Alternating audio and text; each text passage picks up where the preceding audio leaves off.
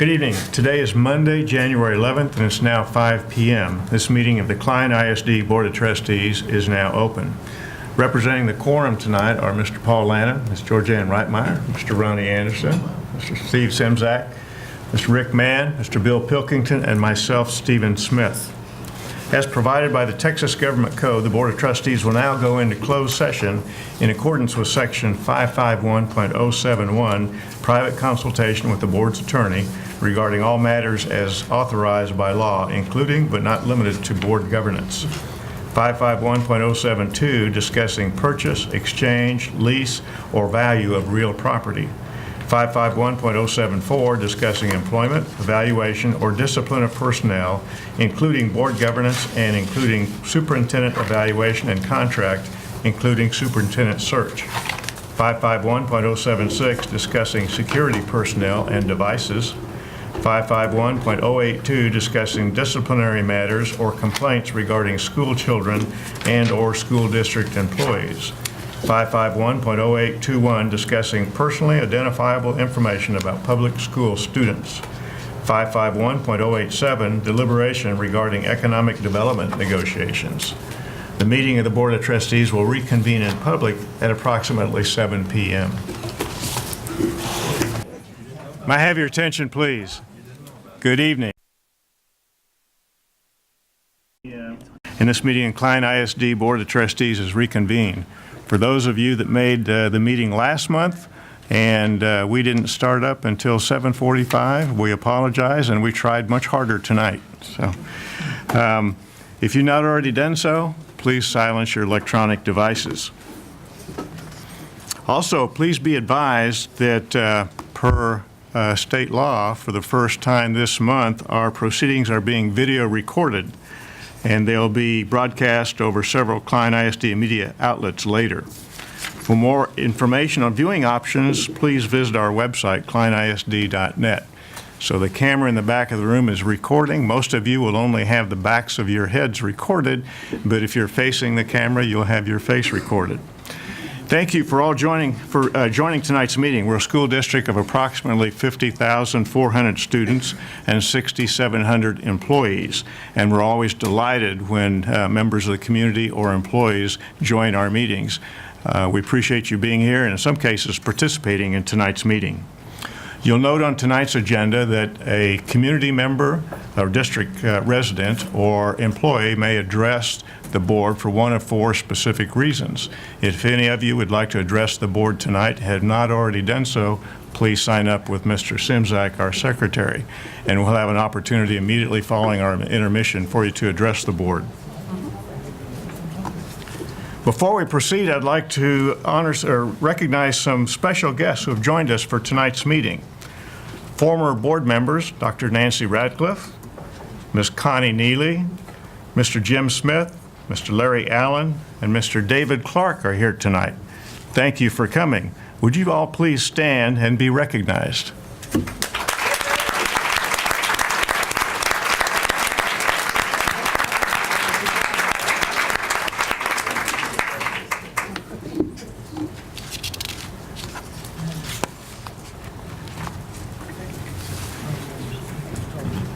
Mr. President, I'd just like to interject real quickly. Everybody in this room, except for these 5 individuals, think when we're in closed session, we shake hands and laugh and talk about how dumb the public is and how we're going to vote on everything. In fact, as they well know, that's where we get down and dirty, if you will. And so I'm glad to see somebody out here that can appreciate the tensions that can exist when a board goes into closed session. Because normally, people go, what are you guys doing back there? Well, now you can ask them and they can tell you. Is the camera back there too? Yes. I spray painted it. Can we have a show of hands of anybody that believes that? Actually, we didn't complete our closed session agenda items tonight, and so we're going to go back in closed session after our meeting in public ends tonight.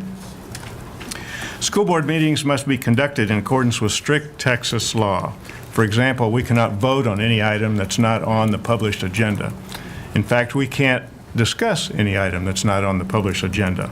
All of our voting must be done in public. However, we can privately discuss items regarding personnel, discipline of students, acquisition of school sites, school security, and certain legal matters. And in fact, our outside counsel, Ms. Ellen Spalding, attends our closed sessions, and she keeps us honest. She provides legal advice, and she tells us if we're swaying from those things that we can't, or that we're allowed to discuss in closed session. However, final vote on any item must be done in full view of the public. Please understand that this meeting is for the board to have discussion, deliberate, and take action. So we ask that you refrain from making public comment or public demonstration to allow us to focus on the matters at hand. The superintendent, in consultation with the board president, prepares the notice of meeting and agenda 1 week in advance of the Monday night meeting. If individual board members have questions about items on the agenda, oftentimes they'll call the superintendent to discuss them. So that way they come to the board or come to the meeting informed on how they feel on most agenda items. If you're here after the intermission when we get to agenda items and begin voting, if it appears that we're moving along kind of quickly, it's probably because we are. People came to know how they stand on certain issues and they're prepared to vote. We deeply appreciate the public trust that you've bestowed upon us, and we will continue to work diligently with the school administration on behalf of your children. As I previously mentioned, tonight we have the special guest in the audience. Most of you know that our superintendent, Dr. Jim Kane, is retiring at the end of this school year. As January is School Board Recognition Month, we wanted to honor our superintendent by having those board members or former board members who have served under the tenure of Dr. Kane present at the meeting. Those people are Dr. Nancy Radcliffe. She not only served as member of the Board of Trustees from 2003 to 2009, she participated in the hiring of Jim Kane as our superintendent. So we have you to blame or to praise, as the case may be. Also, two of our current board members, Mr. Mann and Mr. Simzak, were present at that time and participated in that decision. Mr. Larry Allen served on the board from 2004 to 2010 and served as president, vice president, and secretary. Ms. Connie Neely served on the board from 2005 to 2008. Mr. Jim Smith served on the board from 2006 to 2012 and served as president, vice president, and secretary. And Mr. David Clark served on the board from 2008 to 2011. Other trustees who were on the board during Dr. Kane's tenure as superintendent, but who could not be here tonight, are Dr. Stephen Bland, who served from 1993 to 2005, Mr. Richard Page, who served from 1999 to 2005, and Mr. Jerry Courtney, who served from 2004 to 2007. Please join me in a round of applause and thank our special guests for attending tonight's meeting in honor of our superintendent.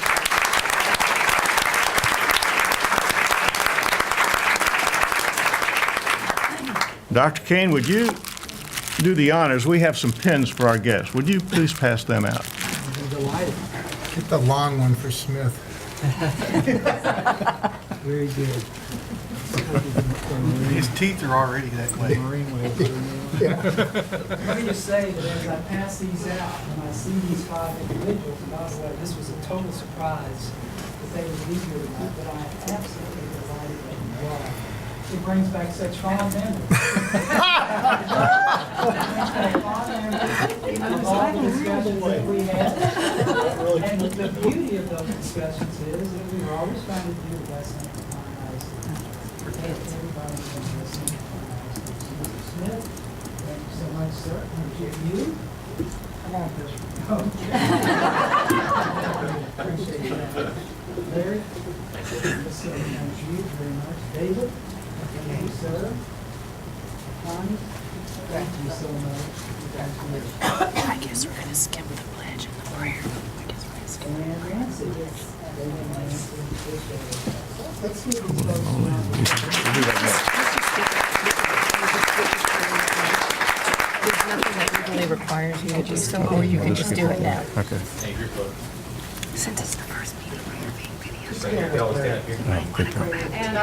current trustees too. We want Dave, we want we everybody had in the strawberry picture. milk. Oh, everybody in the Everybody. We want everybody in the picture.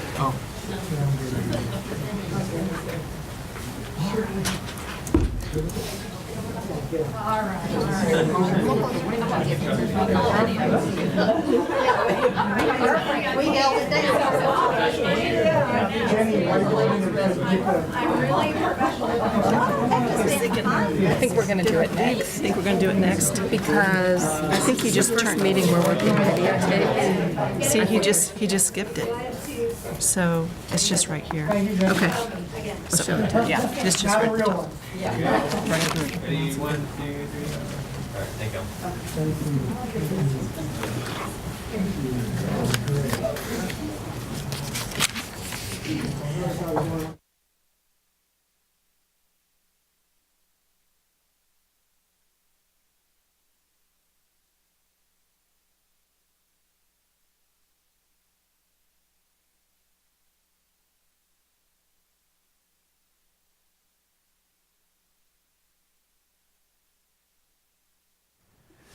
Now, having recognized our former board members, we now would like to have our prayer and pledge of allegiance. Ms. Reitmeyer will lead us in prayer this evening, and Mr. Anderson will lead us in the pledges of allegiance to the American and Texas flags. Ms. Reitmeyer. If you'll stand, please. We thank you for the opportunity that public education affords every student to be educated. We thank you for the benefits of living in this wonderful country. We ask that you bless the servicemen and women who put their lives on the line to protect our freedom. We are grateful for our students and their families, the fine staff that nurtures them, and the Klein community that comes together for their benefit. May our decisions be wise, our actions caring, and our hearts be those of a servant. Bless our students with protection and provision to become all that you intended them to be: safe, respected, valued, and prepared. And we ask this in your strong name, and those in agreement would say, Amen. Do we have any Boy Scout visitors? No? Traditionally, we have a Boy Scout visitor offer the pledges for us. So what we'll do tonight instead is get our most recent Scout and former board president, Mr. Smith, to lead us in pledges. It's been a couple of years. Allegiance to the flag of the United States of America and to the republic for which it stands, one nation, under God, indivisible, with liberty and justice for all. Honor the Texas flag. I pledge allegiance to thee, Texas, one state under God, one and indivisible. Thank you, Scout Smith.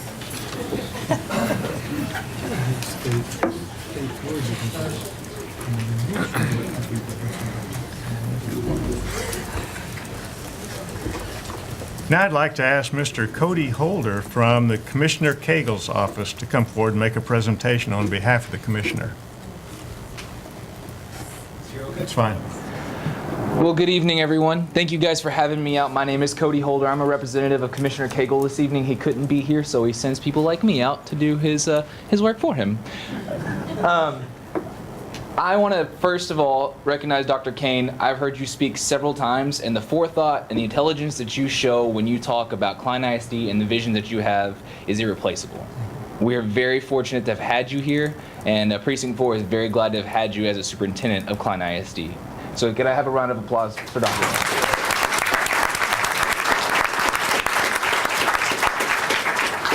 I have a proclamation to give, and I have one for each of the board members, so bear with me. It may take a while, but could you hold your applause for all of them at the end so I can recognize them individually?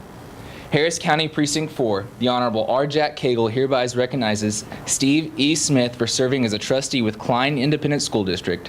As Precinct 4 Commissioner of Harris County, Texas, and on behalf of the citizens of Harris County, thank you for your service to our community. I commend your dedication to the children, parents, and educators within Klein ISD to create an educational vision for our students. Therefore, I hereby proclaim the month of January 2016 as School Board Recognition Month. Signed, Commissioner R. Jack Cagle.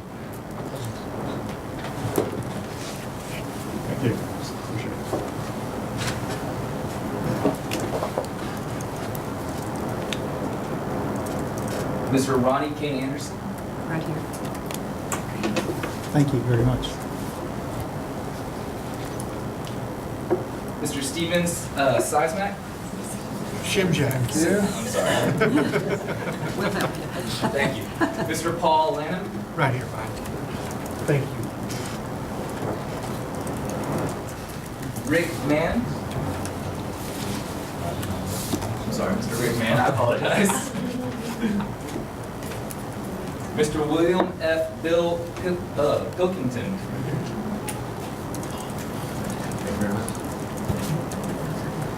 Miss Georgianne Rettinger. Right, good. That's good and close. Good job. Thank you guys so much for what you do and what you do for the students. They're in good hands with you guys.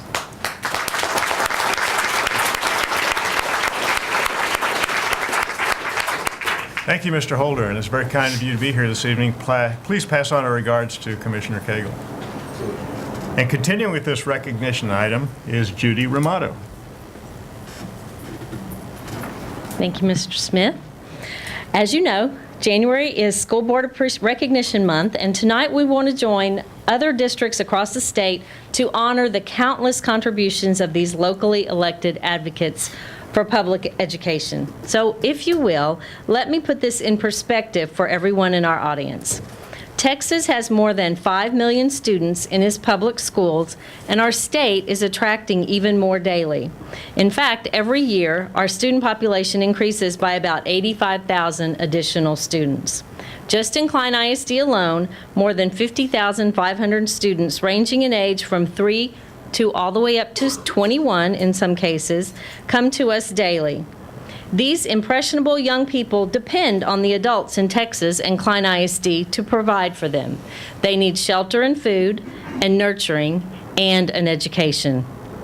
So who will step up to see that all the children, not just the ones in our own households, have what they need in our schools?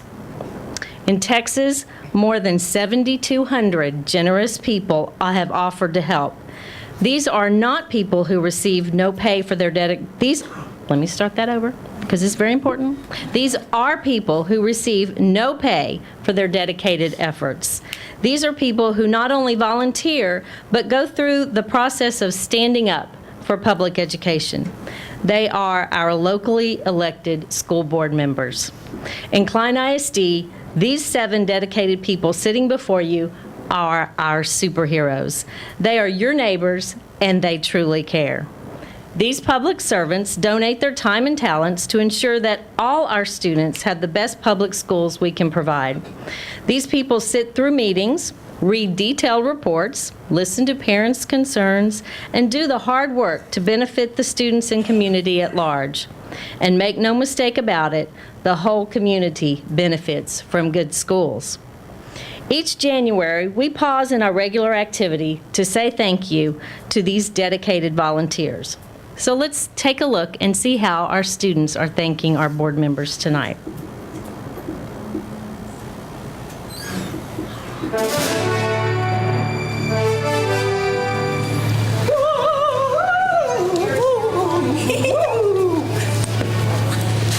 We love our Klein superheroes!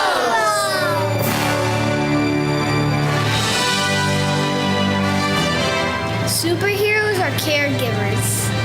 Bravery, leadership, and kindness. Board members are like mommies and daddies. Superheroes protect us! Superheroes are brave and strong. Superheroes stand on integrity. Superheroes build our district. Superheroes are like Wonder Woman. They save the day. We love our superheroes!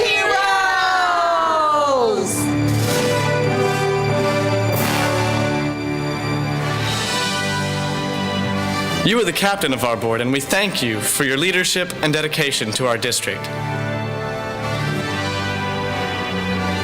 As an alum of our district, we thank you for being on fire for all of our students. Your superhuman strength and integrity help the district excel. You're a protector of a great public education. Thank you. Thank you for caring for all Klein ISD students. fantastic at helping to stretch the district's finances. Miss Reitmeyer, you are more than wonderful. Thanks for being a guardian of the Klein ISD universe.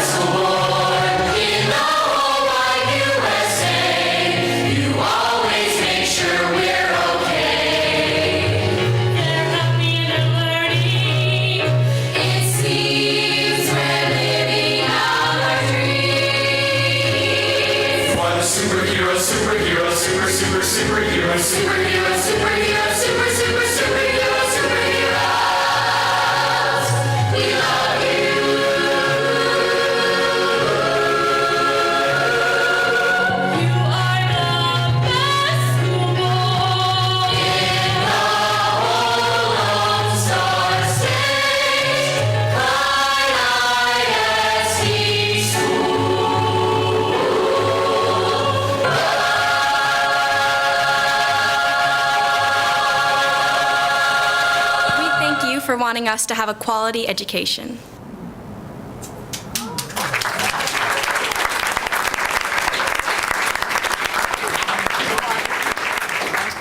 Thanks to Denise McLean and her communications team, along with the students and staff in our schools, for honoring our superheroes with this video tribute. Now, of course, we can't leave you empty-handed. So, You got opt-outs for me? yeah. For each of you, we have a certificate of appreciation from Mike Sullivan's office and your very own superhero reminder. Let's give our board a hand.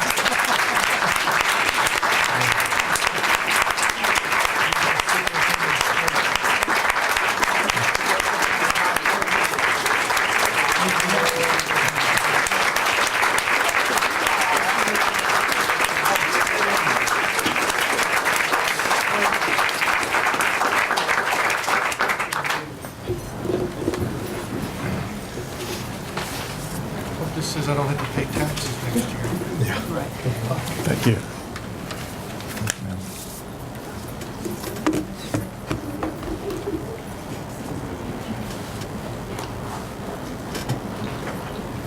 Can't leave Dr. K now. He's part of the team today. Thank you. Thank you very much.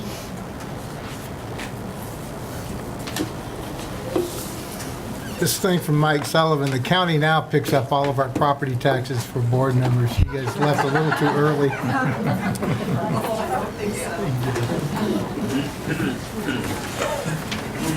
Thank you, Judy. With that, it's kind of hard to get down to business.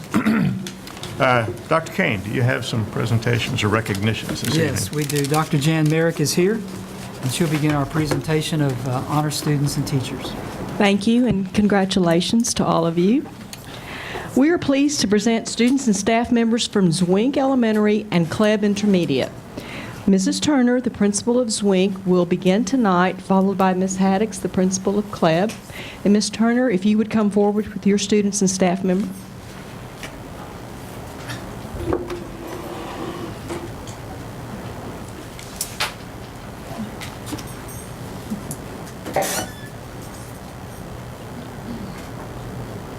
Good evening, Mr. President, members of the board, Dr. Kane, Mrs. Spalding, and guests.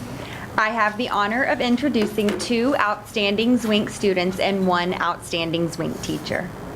First, I am pleased to introduce Jared Rasmussen, a 5th grade student at Zwink. Jared is a leader in his 5th grade class. He has achieved all A honor roll during his elementary career and is a leader in his class's service learning project, a member of Zwink's Dazzling Diplomats, and an inaugural member of Zwink's Coding Club, also a member of Zwink's Art Club and the 5th grade Strings. Jared's teachers describe him as an outstanding student who demonstrates Zwink's core values daily and motivates others to do the same. He is exceptionally creative, works well with others, appreciative, and has a servant's heart. He took on a lead role in organizing a hot cocoa stand to raise money for his class's service learning project. Outside of school, Jared is a member of the Cub Scouts and is working on completing his Arrow of Light. He is also actively involved in his church, is on the swim team, and plays the piano. Accompanying Jared tonight are his parents, Jennifer and John Rasmussen, his brothers Justin and Jacob, and his sister Jessica. Please stand.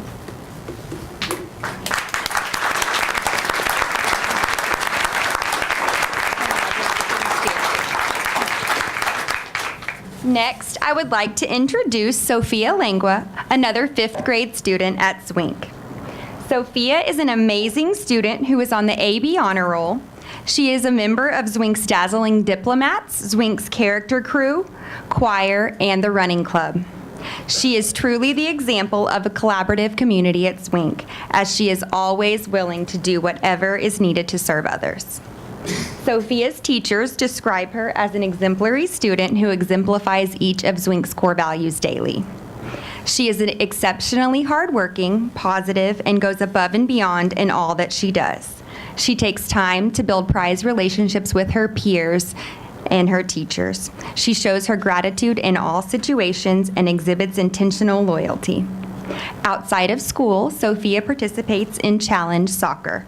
Accompanying Sophia are her parents, Rita Grantham and Carlos Langua, sister Gabriela Langua, grandparents Wiley Grantham, Sandra Checky, and family members Roger Ponduro, James and Margaret Prentice, and Patricia Tope. Please stand.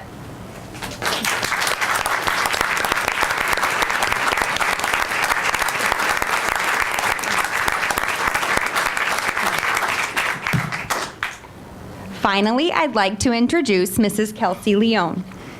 Mrs. Leone has been an educator for 4 years and is a proud graduate of the University of New Mexico.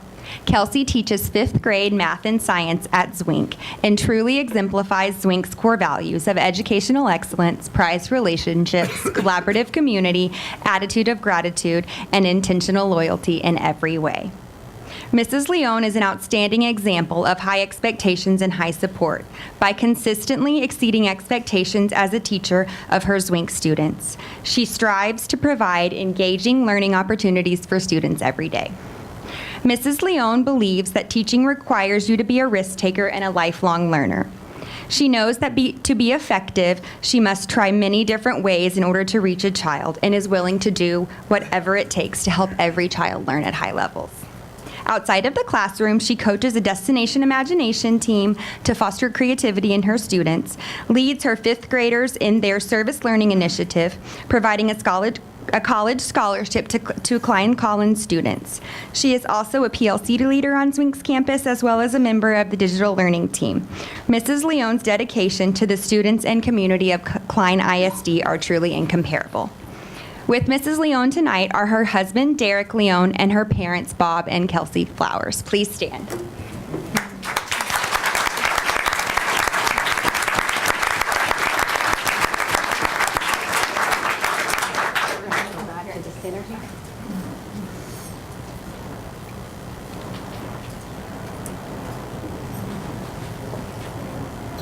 It's always wonderful to have Zwink Zebras in our midst. And you two are products of a school that has been nationally recognized for being a school of character. And all the accomplishments that they read about each of you depict that. You're a great student, all A's, and you have athletics and scouts, and your service learning opportunities. All those things make you a great leader and a great person of character. So congratulations, Jared.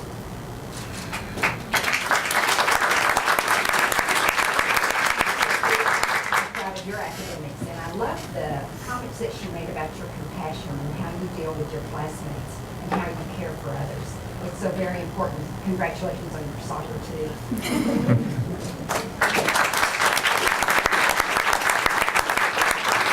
And Ms. Leone, thank you so very much for being a teacher who teaches your students and cares for them both in the classroom and academics, but also after school with all your projects with service learning, DI, and so many other things that they mentioned.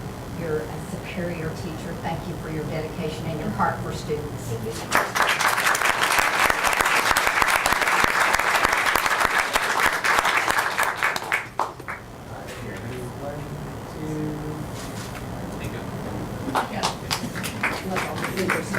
you.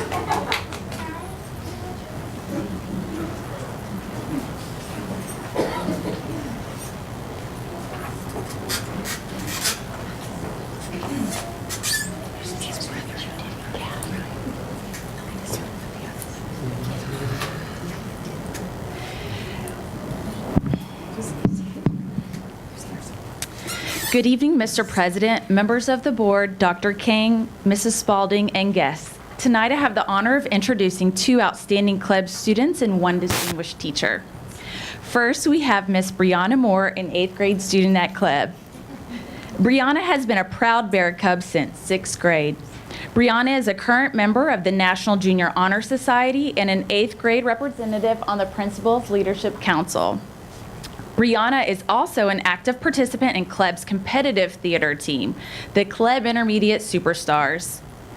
Brianna's teachers describe her as an outgoing student that has a positive influence on her peers at club. She is well-mannered and sets a great example for others. Her enthusiasm and great outlook on life is infectious. We are so lucky to have her at club. Outside of school, Brianna participates in a wide array of activities, some of which include participating in the Academy of the Arts Junior Program, an all-star swimmer for the Mariners swim team, and a praise dancer and choir member of her church. Accompanying Brianna tonight is her father, Mr. Moore, her brother Brian Moore, and her grandmother Jean Green. Please stand.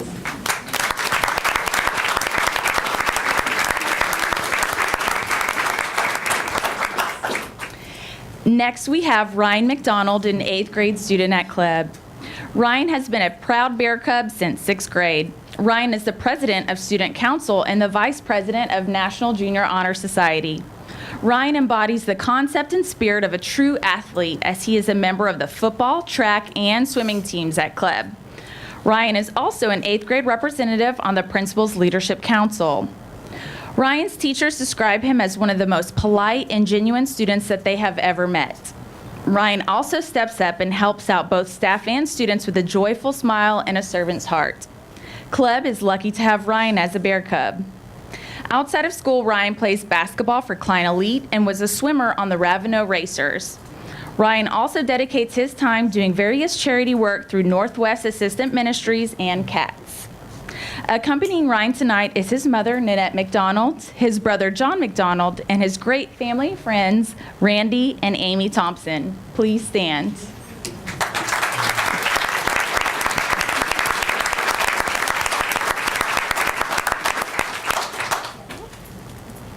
Finally, I'd like to introduce Mrs. Connie Brazil. Mrs. Brazil is a graduate of Southwest Texas State University. She has been passionately teaching for 36 years, 30 of which are in the Klein Independent School District. Connie has been teaching at club for 23 consecutive years, where she teaches 6th grade English language arts. Connie has been the English language arts department chair for the past 3 years, and her leadership is instrumental in her department's continued success. Connie was Club's Teacher of the Year in 2005 and a nominee multiple years after. However, Connie selflessly passes each time she is nominated because she wants others to have the opportunity to shine. Connie loves children and has the same enthusiasm and energy today that she did 36 years ago when she first started teaching. Connie is respected by her colleagues and loved by her students. She strives daily to make her department and club a better place. Mrs. Brazil shared, "Teaching is my passion and my career, so it has been a joy. I never stop caring about my students." With Connie tonight is her husband, Mr. Kevin Brazil, and colleague Debbie Smith. Please stand.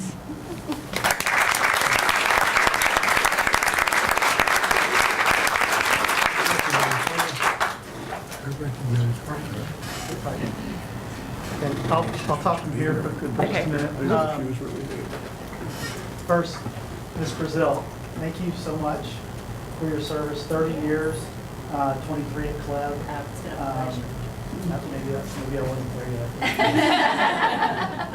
You didn't have any trouble out of me. But that shows a lot about you. Also passing up the honor over time, and then the amount of time you spent with the district. That's a lot of sacrifice, a lot of late nights, a lot of hard work, and the direct result is what you've done for the students, and that's greatly appreciated by the district. Thank you very much. Thank you so much. It's been a pleasure. And Ryan and Brianna, both of you, a lot of common threads. Passionate, positive, strong academics, highly competitive. There's so many things that go with that, and the positive impact that you both have on your fellow students. That's probably one of the best things you could do. The influence that you have of integrity to others is huge, and that's going to take you a long way, and that's going to show a great favor around you throughout your many years. Special credit to Ms. Haddock also for a lot of the great things going on at Club. My youngest son absolutely loves it there, so very special to hand out these recognitions tonight. And for Ryan, I'd also like to point out his real name's not Nanette.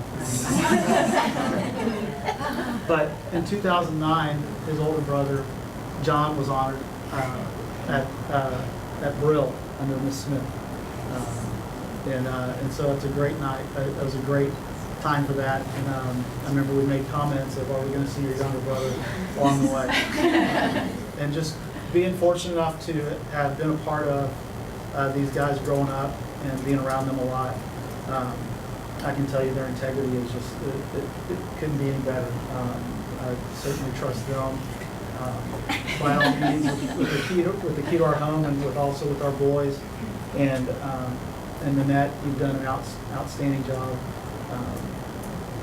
all along the way. And it's just, I know your dad's smiling down on you guys, and I'm proud of you both very much. Thank you. Thank you.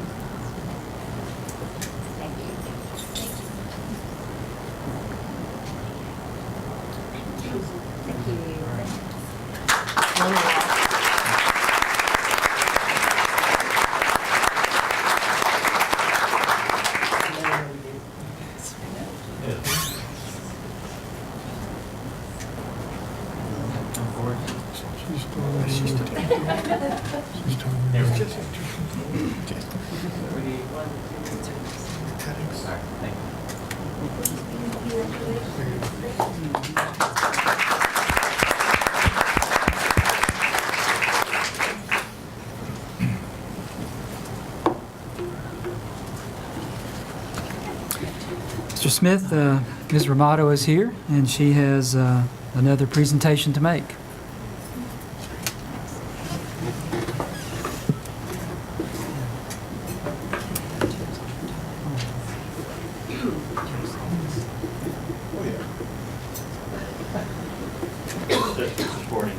I feel like y'all are behind me. President Smith, Dr. Kane, board members, Ms. Spalding, and guests. TASB has a program called Stand Up for Texas Public Schools that recognizes businesses and organizations that support public schools in the community. Klein ISD is proud to recognize our business partners and to publicly thank them each month. The January honoree is the American Association of Drilling Engineers. Representing AADE tonight is Rusty and Maggie Ritz, along with Jeff Hughes. So let me tell you a little bit about this group. Upon learning about the Klein ISD STEAM Express mobile classroom, Rusty requested that a presentation be made for the AADE board. The board members appreciated the focus on science, technology, engineering, arts, and math, but they were particularly impressed by the inclusion of geology and engineering as stations on board the STEAM Express. As a result, the AADE board generously voted to donate $25,000 toward the purchase of the STEAM Express truck. This was a pivotal moment in the finalization of that project. In addition to their involvement with the STEAM Express, AADE is a major sponsor of the Klein ISD Education Foundation Golf Tournament every year, and as you know, that golf tournament is the sole funding agent for classroom grants to the Klein ISD teachers. We're truly grateful to the members of the American Association of Drilling Engineers and their commitment to public education. We honor and thank them tonight with a Stand Up for Texas Public Schools Award for working to benefit the children of Klein ISD. We have this token of our appreciation. And then we have this.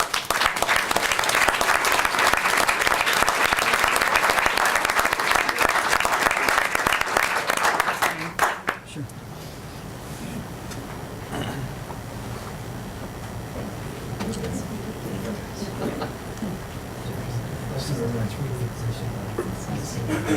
There you go.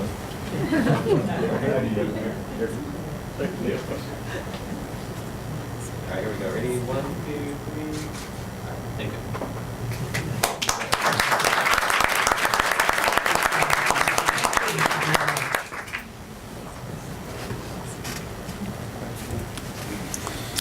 This is the point in the evening where we recognize any scouts present, and I think we concluded we don't have any, but if there are, this is your second chance. Are there any Boy Scouts in the audience? Please stand if so. Hot dog, there we go. Okay, we have a couple of questions for you. Two of you. Okay. We would ask, gentlemen, we'd ask you to introduce yourselves by saying your name, troop number, school, and your badge that you're here for, the merit badge. And if you need help, those items are listed on the screen. And let me give you a little bit of advice that'll serve you for life. Speak loudly and clearly and slowly. I'm Jared Rasmussen, and I am a Weeblo Scout. What troop number? The troop number 449, and I go to Zwink. I'm Jacob Rasmussen. I'm in Troop 190. I go to Schindewolf Intermediate, and I am here to support my brothers. Very good.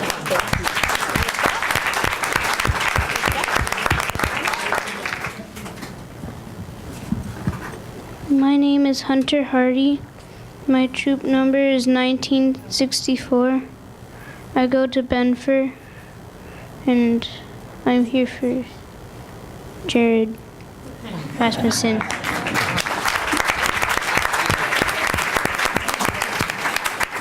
Thank you, gentlemen. We're honored to have you here this evening. We'll now take an intermission to allow our students, teachers, employees, and scouts, and anybody else recognized tonight to come up front and have a chance to shake hands with board members. Please line up so that you begin shaking hands at this end of the table. We'll now continue with our meeting. We have no sign-ups for citizen inquiry. Would anybody like to sign up at the last moment? In that case, we'll move on to our reports. Dr. Kane. Thank you, Mr. President. Dr. Susan Borg is here to begin our report on the annual performance report. Good evening, Mr. President, members of the board, Dr. Kane and Ms. Spalding. It is my pleasure to begin the report. Tonight we have 3 items within this report. We have the 2014-15 annual performance report, and then the 2014-15 public hearing of the TAPR, and a report on accelerated instruction for the end of course assessment. So I will begin, and then I'll be followed by Mrs. Kim George. She is the president of the DIDC. And then Nancy Webster, our Director of Assessment and Accountability, will give the last part of the report.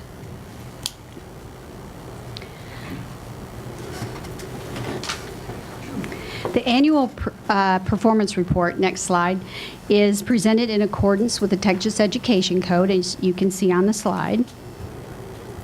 And the complete annual performance report is posted on kleinisd.net. So it is under the Department of Research, Accountability, and Data for the webpage. And also, if you want to see a glimpse of the data, you can look at the kids button on the left in turquoise. It's the Klein Interactive Data Source. The next slide shows you what the page looks like when you look at the annual performance report. As you can see, there's a lot of underlined phrases there that are links, and those go to the data that some people would be looking for in our annual report. and there's multiple reports from academics to finance. And so tonight, we are going to go over a little bit of that.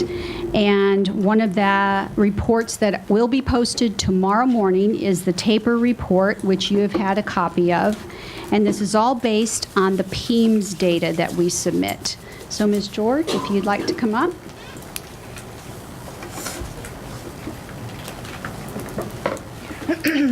Good evening, Mr. President, members of the board, Dr. Kane and Ms. Spalding. It is my pleasure to present a report to the Board of Trustees and to the public outlining the instructional accomplishments as well as student and faculty information regarding our district. All of this information is contained in the numerous statistics included in the numerous statistics in the Texas Academic Performance Report, as reflected on the cover page of 2014-2015 report. Klein's 2015 accountability rating is met standard.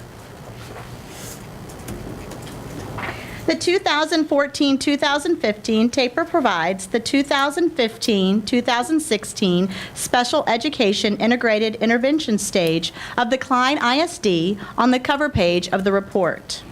Districts must receive one of the four labels: meets requirements, needs assistance, needs intervention, or needs subsequential intervention. The Klein ISD carries the label of needs assistance, which requires the lowest amount of intervention.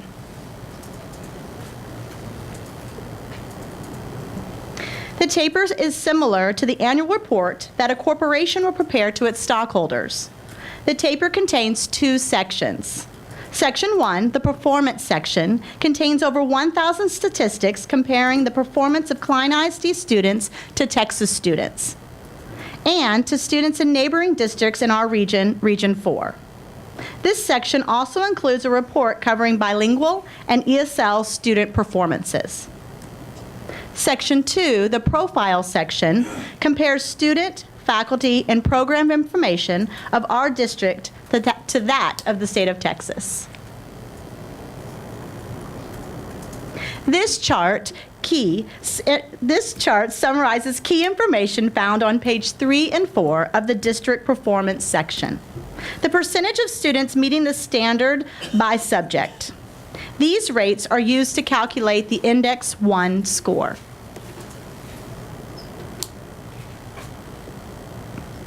This chart contains data that is not listed on the 2014-2015 TAPER. However, we want to give you a description of our 3 through 8th mathematics performance. Please notice how much higher Klein ISD 3rd through 8th grade mathematics scores are above the state as well as across Region 4. This is due to the district's decision to implement the new, more rigorous mathematics TEKS several years ago. This prevented potential gaps showing in our 3 through 8 STAR scores in mathematics, as the STAR mathematics assessed the new, more rigorous TEKS for the first time. This chart summarizes the percent of students who met the Level 3 advanced standard. Students earn Level 3 advanced status when they answer a minimum of 83 to 91% of the questions correctly on the STAR test, and a minimum of 78% to 92% of the questions correctly on an EOC test. Performance in this category indicates that students are well prepared for the next grade or course. Students who meet or exceed progress are those students who met or exceeded growth expectations on STAR or EOC from one school year to the next. These rates are used to calculate the Index 2 score. To be considered college ready, a graduate must have or met or exceeded the college ready criteria on the TAKS exit level test, the SAT test, or the ACT test. The blue bar shows the number of college ready graduates across Texas, and the red bar shows the percentage across Region 4. The green bar shows the percentage in Klein ISD graduates in 2013 that are college ready, while the purple bar shows the percentage of 2014 graduates that were college ready. The taper contains data on the success of students graduating from high school. The 4-year longitudinal graduation rates are reflected within Index 4 scores for high school campuses and the district as a whole.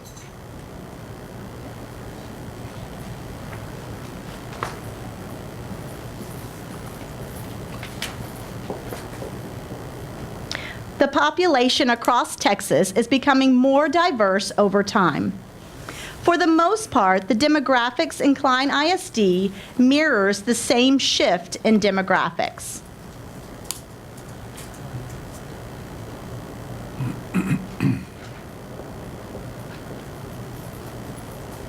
The Klein ISD has lower percentages of economically disadvantaged students and English language learners compared to the state level. Excuse me. Oh, that's this one. Yes, that's the one. One more. There. There we go.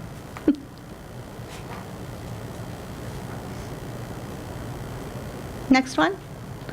Klein ISD teachers are more experienced when compared to teachers across the entire state.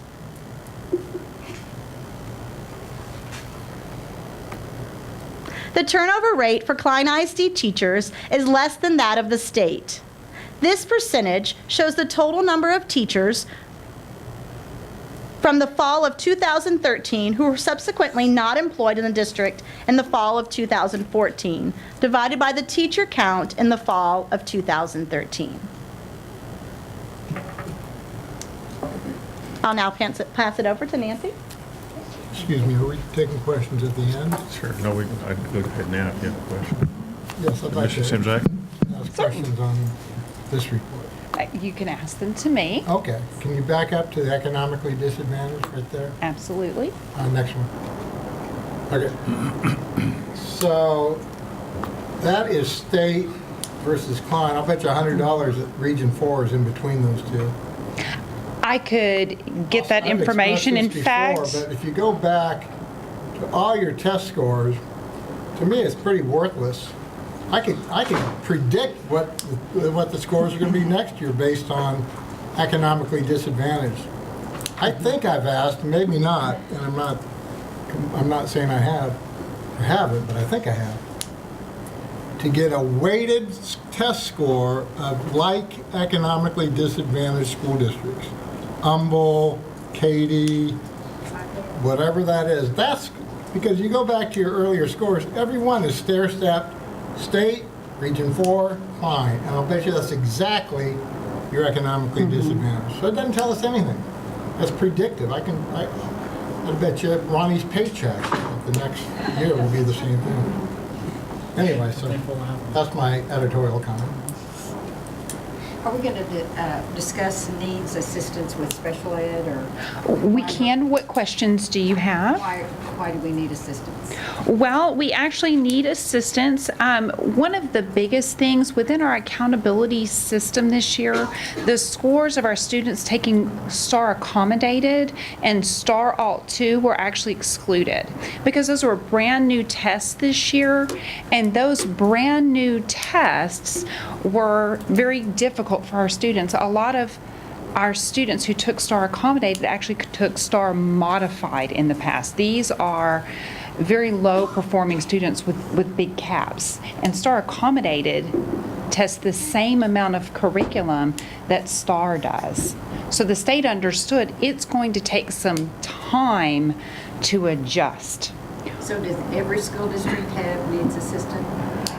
I can't. I would have to get back with you. Or in the introduction of the change of tests? It's not, but we're getting hit with we have a rating of a stage 2, and one of the biggest contributing factors is that for PBMAS, which gives us the needs assistance on our TAPER report, is because those STAR accommodated and STAR Alt 2 results were included in those PBMAS calculations. That was one of the biggest contributing factors.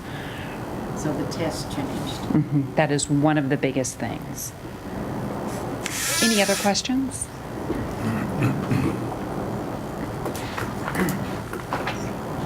All right, so you're ready to go back, I believe, to slide 19.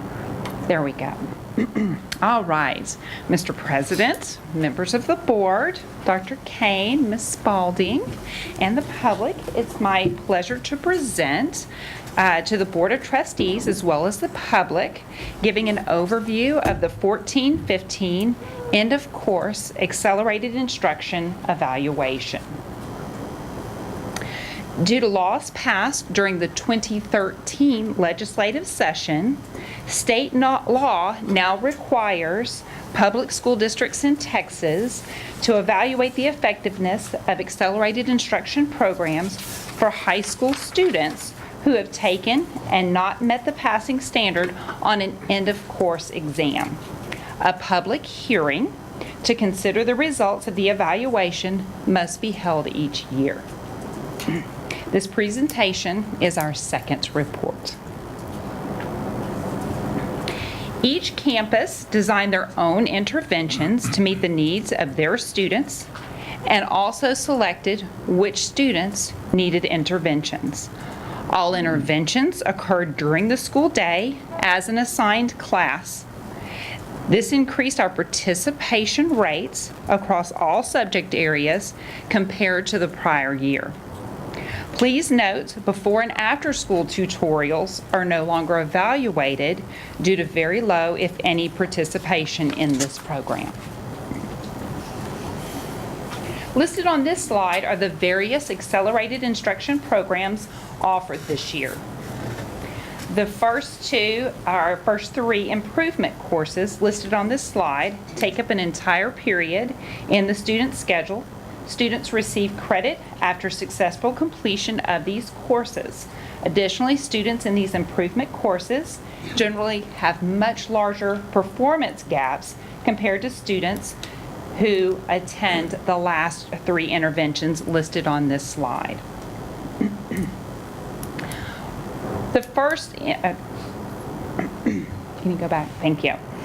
MAPS, which stands for Methodology of Academic and Personal Success, is a course designed to prepare students for academic success by helping them develop learning strategies, test-taking strategies, and self-monitoring. In addition to these skills, this course also addressed Algebra 1, Biology, or English 1 and English 2 curriculum. The instruction in each of the MAPS courses focused on portions of the curriculum where students have historically underperformed.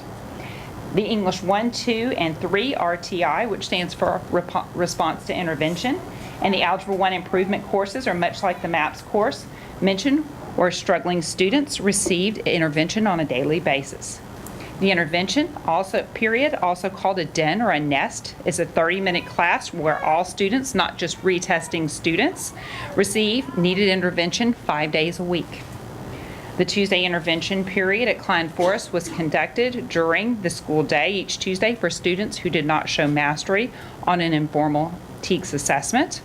Another intervention at Klein Forest was the 10-day short course where students received 45 minutes of instruction for 10 days by a content certified teacher. Next slide. This chart compares participation in accelerated instruction programs during the 13-14 school year compared to the 14-15 school year. Participation in accelerated instruction increased in all subjects compared to the prior year.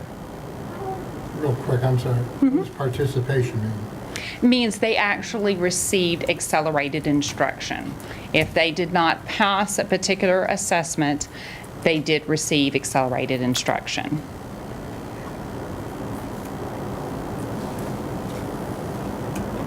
This chart shows the percent of students who retested that met standard in spring 2015. The accelerated instruction programs for biology, Algebra 1, followed closely by U.S. history, resulted in students with the most gain in scale score points between the December 2014 and spring 2015 EOC administrations.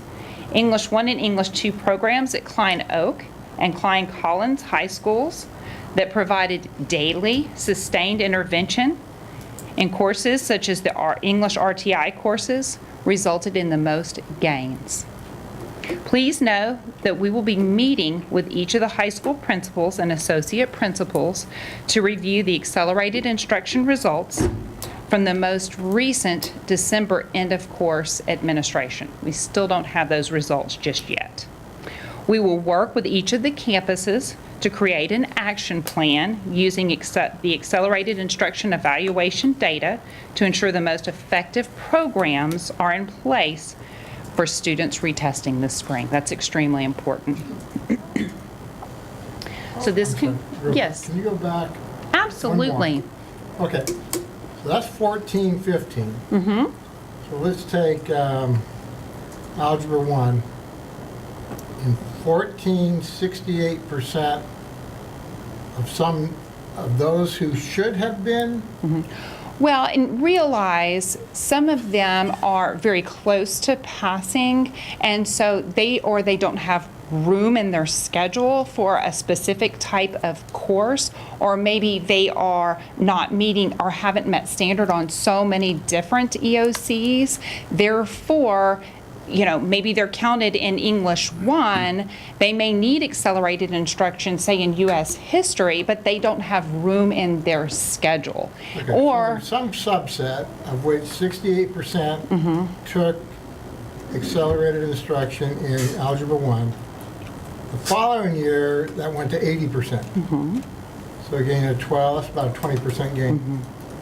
Now, your next slide, do you have 14 to bar next to 15 to see if we had a higher participation, we should have a higher performance, or am I reading that wrong? Well, the problem is we're just looking at retesting students, so it's a little harder to get a percentage in that way. So what is this number, what's the y-axis? The y-axis here is the percent that actually passed of those students retesting in spring of 2015. Did not a certain percentage of 2014 students pass? Yes, there was a certain percentage. But you can't compare those two? It's a little harder because sometimes you have the same group of students counting both in the 2014 data and the 2015 data. So it's best to look at this data kind of in a standalone type of perspective. So what does that tell you or anybody in that area about progress from previous years? What we did is we actually looked at it because we're trying, our goal of this exercise is to look at the effectiveness of our different accelerated instruction programs. And so we did look at the different programs, and some of the numbers of students in some of those programs make it, because they're small or maybe some of them are large, it's hard to compare them. But we did look and to see how much gross students gained in scale score from one administration to the next, and we really saw within our English RTI classes, those students had a great deal of growth. And so our goal is to bring that forward to all of our associate principals and make sure that those types of positive programs are scaled up throughout the district. Last question, back up one more. That 2014, 2015, is this high school? This is high school, that is correct. So could a freshman, sophomore, junior in 2014 also be in the subset for 2015? Yes. Do we know how many students didn't get into that subset in 2015 as an indication of progress, or would that not be an indication of progress? In other words, if I was remedial, or whatever we call this, as a freshman, and took this and got up to speed, and then that carried over to my sophomore year, and I was doing regular coursework or didn't need the intervention, that seems to me it'd be positive. It would, but we did not look at that aspect in this study. Thank you. Thank you. Any other questions? Thank you.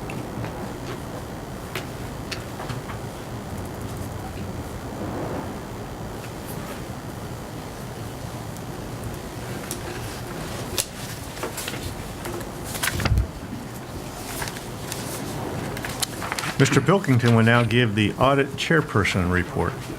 Okay, thank you, Mr. President. I don't have a lot of fancy graphs, but we did meet this evening to review the draft of the Comprehensive Annual Financial Report, or what's referred to as the CAFR. I want to first say thank you for the accounting department. Thank you with the was able to do it with the help of Ms. Tanya Little, the controller, Ms. Audrey Ambridge, and also had from our internal audit from Ms. Stephanie Duran. But what we did was review for the fiscal year ended August 31st, 2015, with the help of the audit firm Hereford Lynch and Sellers. They performed the audit using the governmental accounting standards. There were actually some changes this year. They had to go back, restate some things due to some pronouncements come down from GASB 68. Real fun stuff, but it's just different standards they have to do for the audits. But fortunately, we were able to come through with a unmodified opinion, which is a good thing.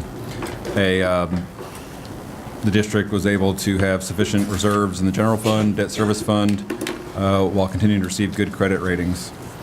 Later on tonight, we're going to be presented with the actual audit report itself. It's going to be our recommendation that we accept and approve that annual report. Additionally, we reviewed the federal single audit report for the same time period, the fiscal year ending August 31, 2015. It was in the auditor's opinion that the districts complied in all material respects with the types of compliance requirements, and that would have a material effect on each of its major federal programs. Finally, with Ms. Duran, the internal auditor, we reviewed updated the internal audit procedures and the schedule. Everything is going well there as well. So again, when we have our down the list, we'll be having the actual audit to approve. It's the recommendation of the audit committee that we accept and approve the report as presented. Thank you. And if I can back up one step, I apologize for not thanking you for your presentation, but we generally appreciate your being here and providing us that information. Our first agenda item is the first reading of proposed modifications to local board policies pursuant to TASB Update 103 for BF board policies, CAA fiscal management goals and objectives, financial ethics, CB state and federal revenue sources, CKE safety program risk management, security personnel, CO food services management, DBD, employment requirements and restrictions, conflict of interest, DH, employee standards of conduct, DIA, employee welfare, freedom from discrimination, harassment and retaliation, FEA, attendance, compulsory attendance, FEC, attendance for credit, GKA, community relations, conduct on school premises, and GRA, relations with governmental entities, state and local government authorities. The next item for consideration and approval. Comment on, Dr. Kane or Dr. Merrick, is there any policy changes that aren't the typical pro forma update based on TASB or state, or so nothing out of the ordinary? There's nothing I out of the didn't see ordinary. anything, I just want to. Most of these changes are either cosmetic or clarifications. Okay, thank you. Excuse me. Next item for consideration and approval to nominate board member Georgianne Reitmeyer to serve as a director for the Texas Association of School Boards for Region 4 in position A. May I have a motion? So moved. Second. Any discussion? All those in favor? Motion passes 6-0 with one abstention. I was thinking of going the other way. Is that your level of commitment? Yes. Next, we have the approval of the resolution to designate the use of Klein, Texas, as granted by the state legislature in 1977 for all zip codes within the 88 square mile boundary of Klein ISD. May I have a motion? So moved. Second. All those in favor? Motion passes 7-0. Next, we have the approval and acceptance of the annual audit of all funds for the period September 1, 2014 to August 31, 2015, as presented by the firm of Hereford, Litch, Sellers, and Kirkham, P.C., in accordance with Section 44.008 of the Texas Education Code. May I have a motion? So moved. Second. Any discussion? All those in favor? Motion passes 7-0. Next item is for approval of budget amendments for the 2015-16 for cross-function budget transfers to general fund. May I have a motion? So moved. Second. Any discussion? All those in favor? Motion passes 7-0. Next is a consideration and approval of the District Strategic Plan 2016-2020. May I have a motion? So moved. Second. Any discussion? All those in favor? Motion passes 7-0. We'll now consider for approval the campus improvement plans of 2015-16. May I have a motion? So moved. Second. Any discussion? All those in favor? Motion passes 7-0. Next item is the approval of the design development for intermediate number 10. May I have a motion? So moved. Second. Dr. Kane, does the district have any presentation at Yes, this time? Mr. Robert Robertson is here to make a presentation. Mr. President, Board, Dr. Kane, and Ms. Spalding, it is my pleasure to introduce the team from Huckabee Architects who has been working with Klein ISD collaboratively over the last several months to design an intermediate school to meet the needs of the students of Klein ISD. Joining us tonight for the presentation are Gary Blanton, President, Conrad Judd, Director of Design, and Michael Lavaglio, Project Architect. Gentlemen?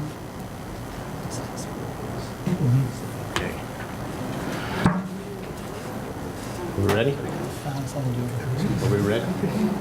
Oh, it's right here. I guess I need to ask myself, am I ready? President Smith, board members, Dr. Kane, and Ms. Spalding, it's a pleasure to be here tonight. Tonight is a culmination of several months of really great work.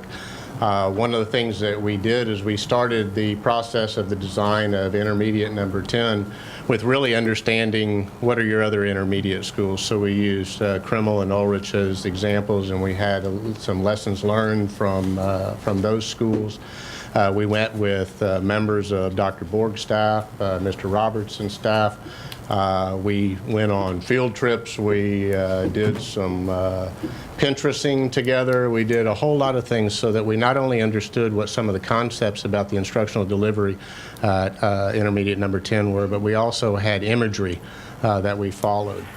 We then followed that process up with a programming process, which allowed us to really dive into what is every individual space, what size, what's the relationship. We then moved into conceptual design, and then we developed the design, and tonight is a representation of the design development for intermediate 10.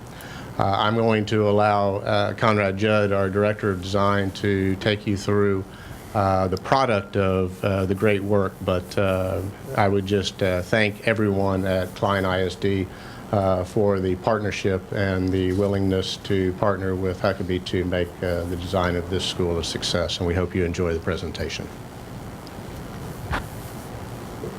Thank you, Gary. I'll just say this has been a great joy working with your team, exceptional talent, and will, I think, attribute to a great solution in collaborating with them. So as we look at the overall site plan, I do want to say this is a beautiful site, but it does have two amenities that did influence the location of the building. That would be first the wetlands that you have on the right side of the property, and then the topography, the fall across the site from the highest point being here on the left close to the elementary school as it makes its way back across the site and to the right of the site. So we chose to locate the building at the highest point, allowing for good drainage. I also want to point out that it was important to keep vehicular traffic separated.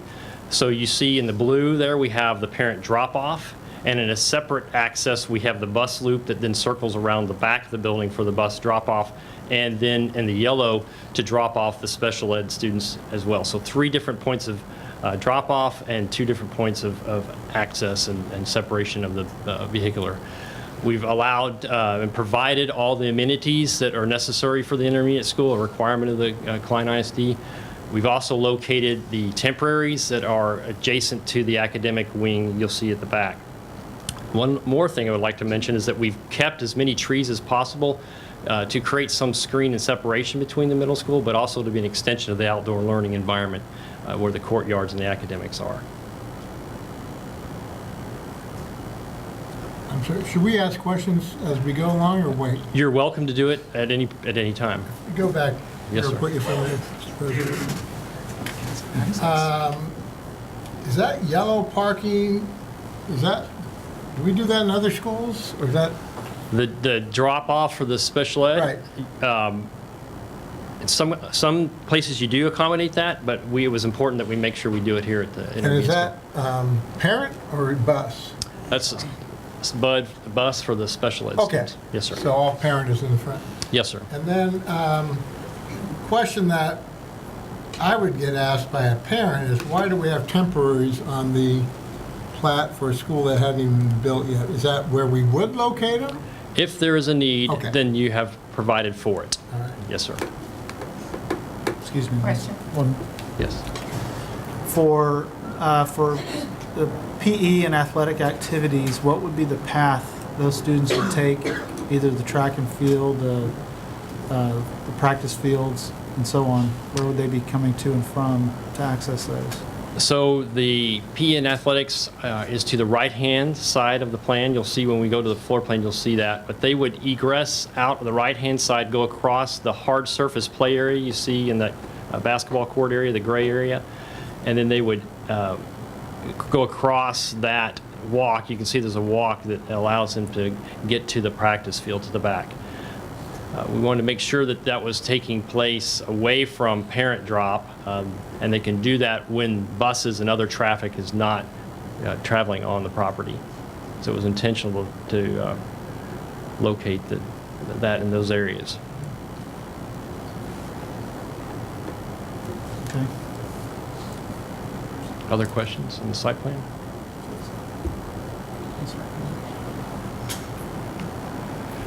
The overall floor plan is derived primarily behind the concept of locating the learning commons at the very center of the school, the heart of the school. That's the green at the center of the school.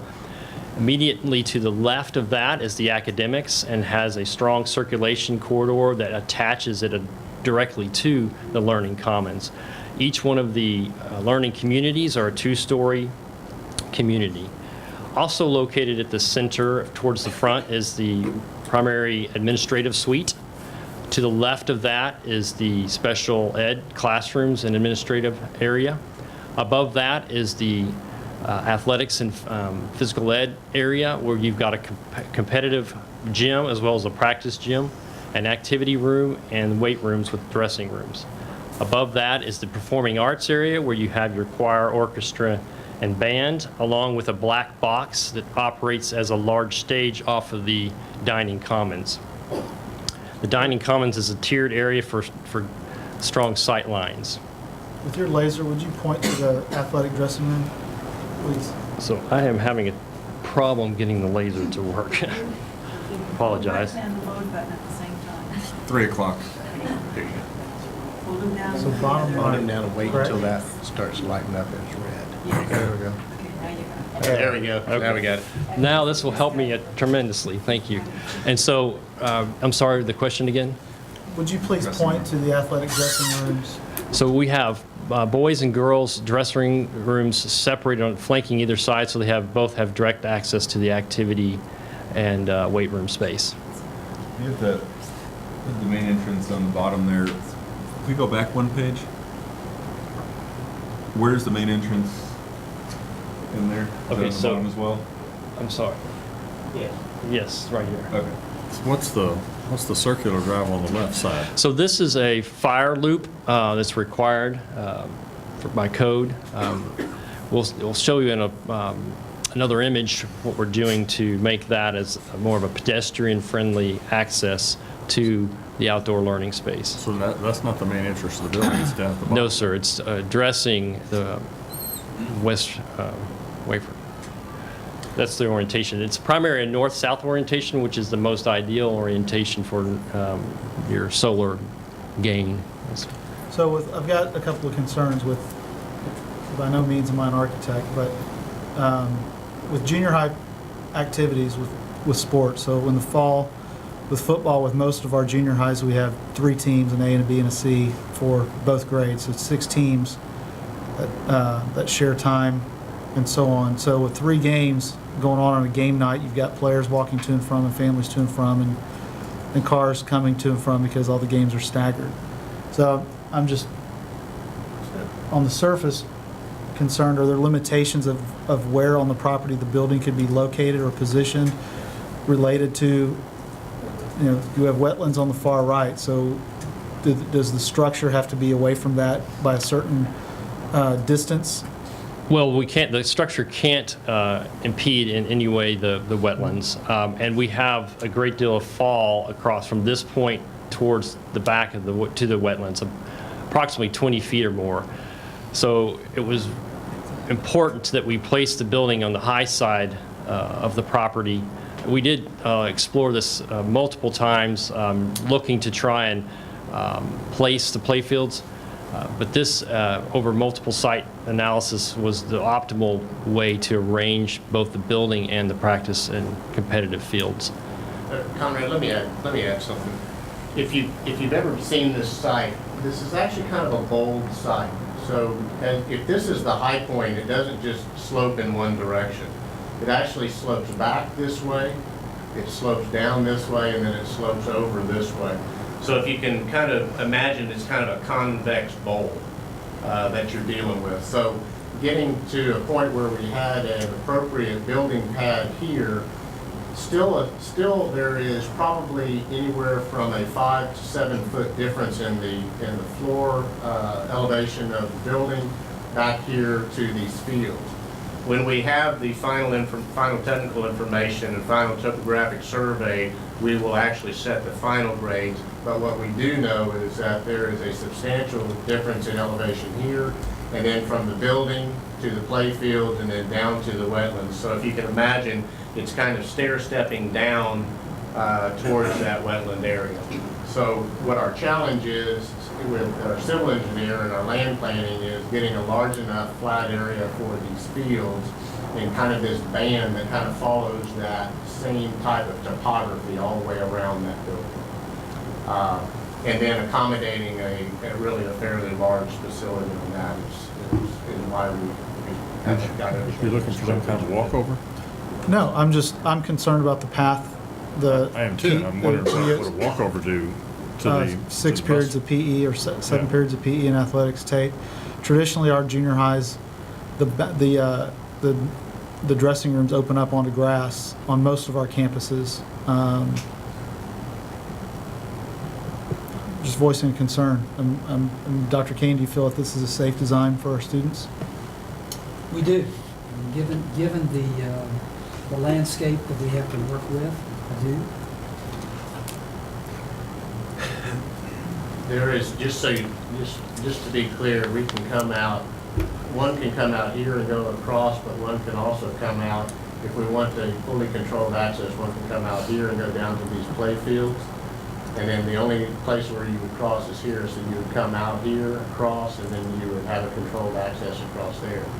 The reason we believe that is appropriate is because at the times of day when the buses are either coming in and dropping off, or at the time of day when they're exiting, students are not present. So students are either being held in, or they're going out to those fields after the school has. Gary, those bus parking areas will not be parking lots. Correct. They will not be parking lots. That's correct. For people coming to see a football game, they'll be parking down at the bottom down there, not in They'll be parking here, turnaround. and we would imagine we would be sharing some event parking because of the proximity of Metro Elementary School. Question here. Yes, sir. To Mr. Mann's point, that bus parking, if available, people will park there for football games. So you will have, to Mr. Anderson's, I guess, concern, that gray line with the orange dotted line, there will be traffic. Once the buses leave, people are going to be trying to get back there to park, which is, I understand the concern. I'm not overly concerned, but I did want to address, and you kind of already did, that existing parking on the left. That is Metzler teacher parking during the day? Yes. Right. Okay, so Metzler's out first. So you're going to have, every day, there's going to be parents pulling in there telling their kids, meet me over here in the Metzler lot. There may be. Oh, no, there will be. If you don't know junior high mothers, there will be. And they'll be out on Rayford, and they'll be, but that's going to be accessible, right? The Metzler. So once they leave, it's going to be fair game. Correct. And if there's significant concern, obviously we can control it with access points. So if there was a desire to put an access point here at the point where you protect the crossing in that area at certain times of the day, like the instructional day, then we can certainly put an access control point there. Well, I'm like Ronnie. I don't, either that or some kind of a walkover or something for the kids. I mean, worst case, but some kind of control. If it's an issue, you'd want a pivot stop sign. You know, it's kind of like Klein High. We can provide some options for you to drive up. consider on that. Anyway. Thank you. Not a deal breaker, just, I mean, just glancing at it, that's, if I was walking. While we're here. And we have we understand the concern, and we've had conversations about trying to optimize the access to those, both the competitive field and the practice fields. But we'll look at additional options. Is there the only space thing you behind can the do is- existing Metzler parking to go around at the top up there? Is there land up there that we can go around? Here? Yeah, up in there? My understanding is that the boundaries of the property is in this area, and there's a great deal of fall as well in this, on the site here. Thank you. Sure. Any more questions in the site plan? We've gone through, I think we've gone through the first floor. As we look at the second floor, you can see that we provided access within the communities with a stair and access to the Learning Commons and extension of the Learning Commons on the second floor. I'll now move into a closer view of the actual communities. This is the humanities community, where we've dedicated 2 visual art labs with the shared kiln and storage and outdoor patio. The central collaboration space. I want to point out that all the communities have an extension of the administrative piece with the assistant principal and the counselor suite. The professional learning community, excuse me, and a multi-purpose space that's directly associated with the collaboration space.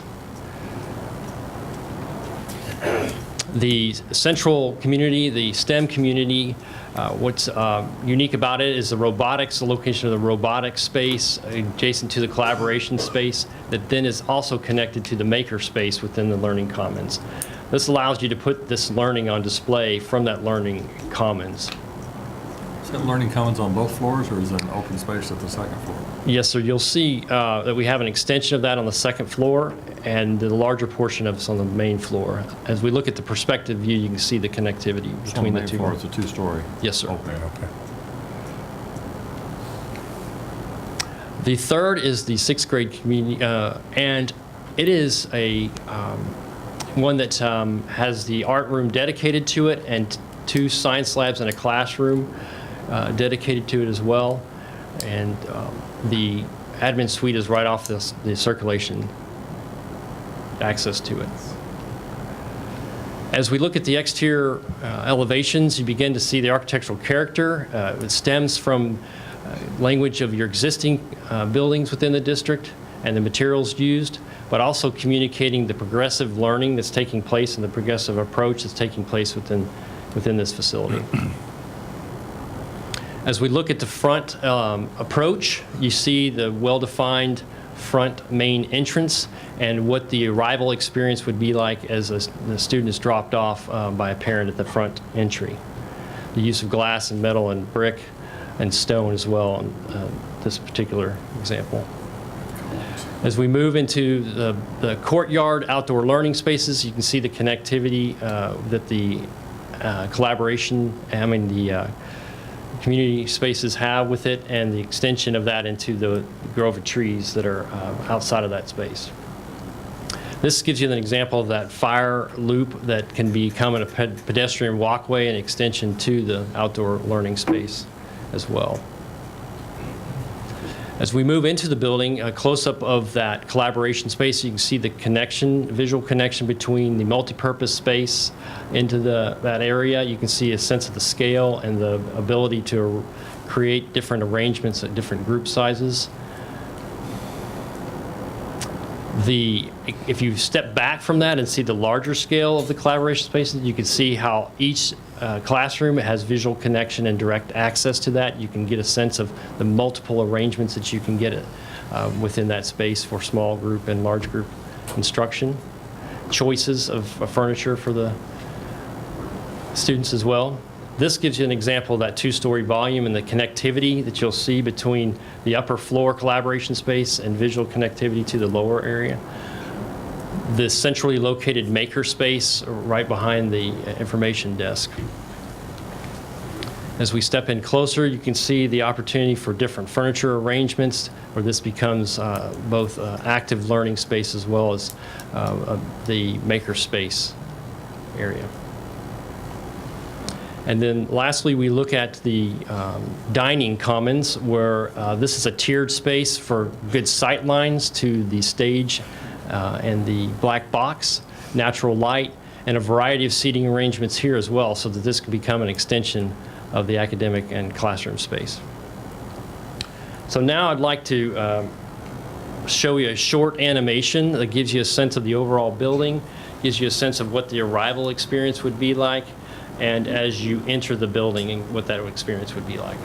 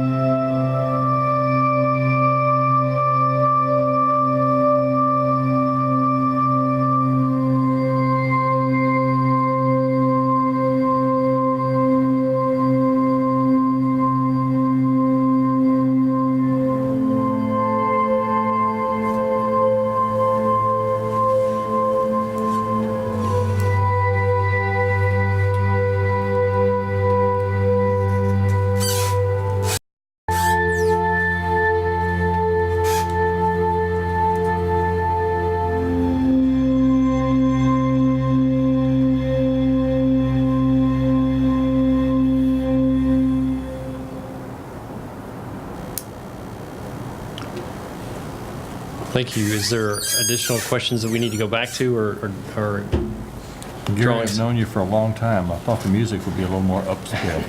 We were thinking about doing a little bit. It's a great video. Just pump the music up a little bit. I was thinking about that myself. It sounded like science fiction. Very nice. Where the people go. Very, very nice. Thank you. All right. Thank you for the opportunity. Thank you.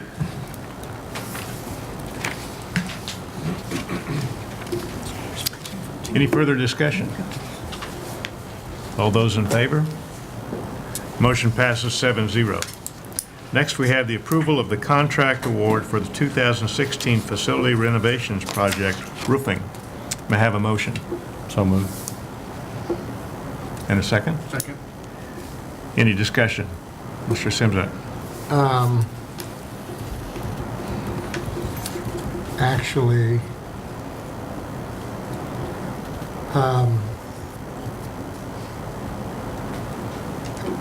what I want to do is go back. I had a question on that last issue, but it won't recall the vote. Is there an objection, President? No objections here? Dr. Kane or Mr. Robertson, are there improvements to our previous intermediates such that we'll need to look at some equity issues as we go forward with either current bond money or future bond money? That's correct.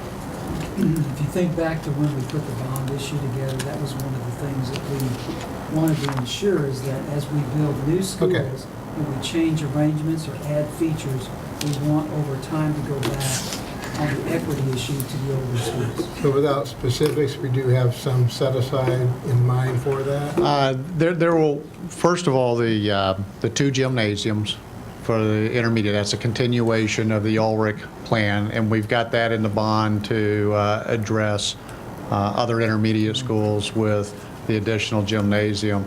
But there are also programmatic changes. You heard them mention the black box theater in conjunction with the stage in the dining area. That is something new that not all of our intermediate school have that we will be addressing as we do additional renovations and program changes in intermediates. It's typical with any type of new construction as our educational program changes. Those schools that were built 30, 40 years ago don't have it. Thank you. Mr. Mann? A lot of glass. Is that going to have energy issues for us?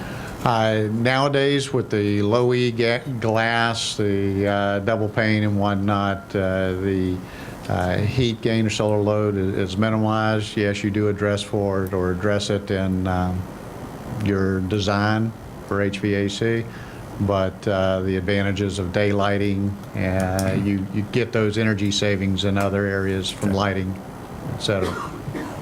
Thank you. Yes, ma'am. A lot of flat roof. Yes, ma'am. Is that an issue? No, ma'am.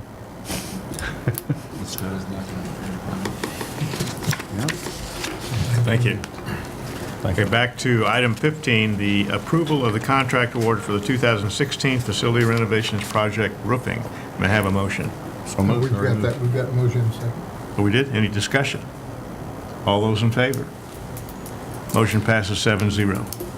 Moving on to the consent agenda, are there any items that you wish to remove from the consent agenda? Mr. Lannon? None. None. None? None. None. Therefore, we'll vote on the consent agenda. All those in favor? Motion passes 7-0. Now we're ready to approve the minutes of the regular meeting on December 14, 2015. May I have a motion? So moved. All those in favor? Motion passes One 7-0. abstention, because I wasn't here on it. Let me abstain on that one. You're abstaining, okay. Motion passes 6-0 with one abstention. Moving on to calendar review, please note the following events. Wednesday, January 13th, VIP luncheon at Klein Intermediate. Monday, February 1st, proposed board meeting regarding superintendent search. Tuesday, February 2nd, focus groups meet with Thompson and Horton, followed by a board meeting in the evening. The next regular board meeting is scheduled for February 8th. In previewing next month, agenda on items over $1 million includes contract award for 2016 facility renovations project, MEP, contract award for 2016 facility renovation project architectural, and schematic design for Wonderlic Intermediate Classroom and Gymnasium addition. Are there any questions? Then we're ready for board comments. Mr. Lanham. Thanks for the honor for the month of January for School Board Trustees. That was a very nice video they had on that they made. Kudos to those that made it. Indeed, that was nice. Thank you for inviting all the former board members. It was nice to see some of our friends.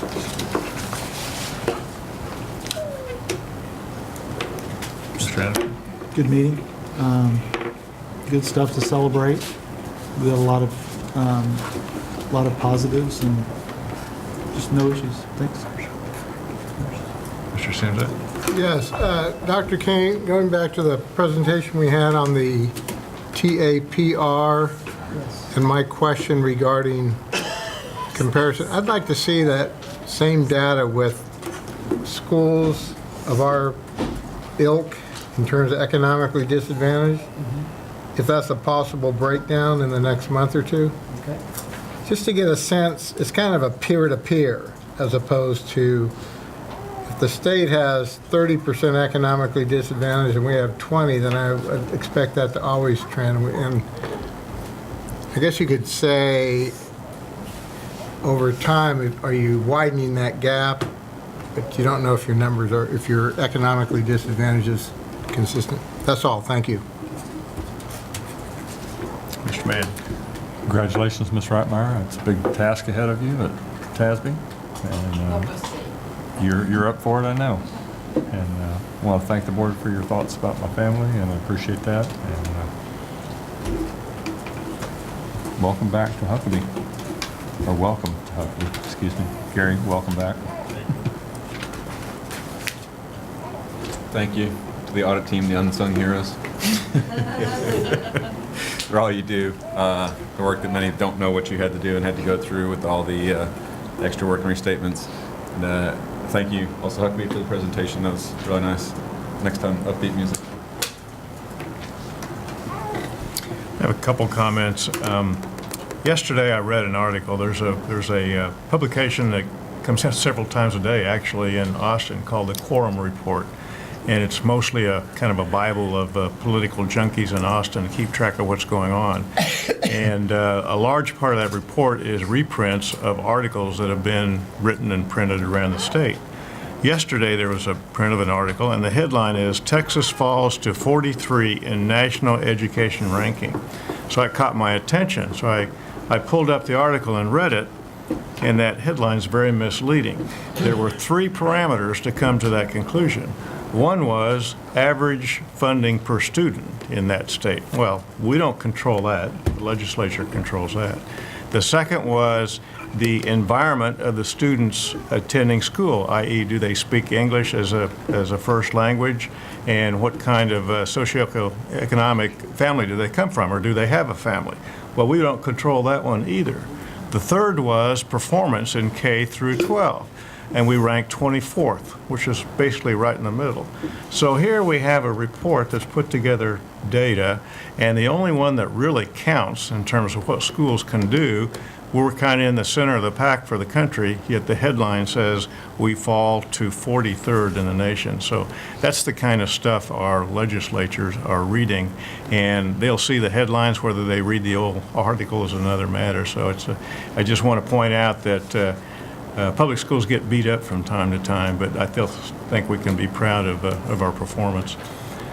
Secondly, I will be absent in the next board meeting, and sorry that I'll miss all the fun. Dr. Kane. Thank you, Mr. Smith, and I appreciate those comments about the Quorum Report. I had not seen that report, but the points that you make a lot of sense. And they point out the fine work of our teachers and our campus administrators and our support staff, because they do an excellent job. Mr. Robertson wanted me to make sure that you were aware that there's a thumb drive from Huckabee that you should take with you to show you more about the floor plan and the features of the school and so on and so forth, so be sure to take that. And then finally, you know that because of the successful bond issue that we passed in May of 2015, $51 million were allocated for technology in all of its forms. And of course, we deeply appreciate the support that you gave to the 5-year plan, which was to go 1-to-1 in grades 3 through 8, just like we are in grades 9 through 12 already, and 2-to-1 in grades pre-K to 2. One of the things that I think is a very exciting prospect as we look ahead to opening up Mahaffey Elementary this coming fall and take a look at the 1-to-1 technology is that we want to get a bit of a jump start when it comes to our 5th grade. Now remember, the rollout of this plan is to do half of our intermediates next year and the other half the following year, and then start with 5th grade. With the opening of Mahaffey, we have an opportunity to get a little bit of an early start on the 5th grade with a campus that is going to be wired, so to speak, for that very purpose. And a principal there, and Mrs. Hernandez, who's been very deep into technology for some time. What we'd like to do is mirror Mahaffey's entrance into 5th grade technology this coming fall on the south side of the school district at Klink Elementary with Jessica Muse, because Jessica is also one of our principals that has been doing a lot of work with instructional technology. She and her faculty and staff are very far along in that regard. So what that will do by doing those two campuses with 5th grade earlier, it'll give us an idea of the kinds of things that we'll want to do from both an instructional standpoint and from a logistical standpoint when we are ready to do all of our campuses, starting with the 5th grade 2 years from now. So it's a bit of a jump start, and we think it's going to be a very exciting prospect. That'll be an action item you bring to us? Or is it a funding issue? Or just It's not a funding issue. The dollars are there. It's just taking 5th grade at those two schools a few years early. Do you have the staff to do that? We have the staff to do that. I mean, at central office in addition to the... Right. We've examined all of the logistical supports that we'll need, and they're all there. Very good, thank you. If there are no objections, it's now. Did you want to go back in closed session? I'm sorry? Do you want to go back in closed session? Is that what we're doing? Yes. Okay. Okay. We are not adjourning yet.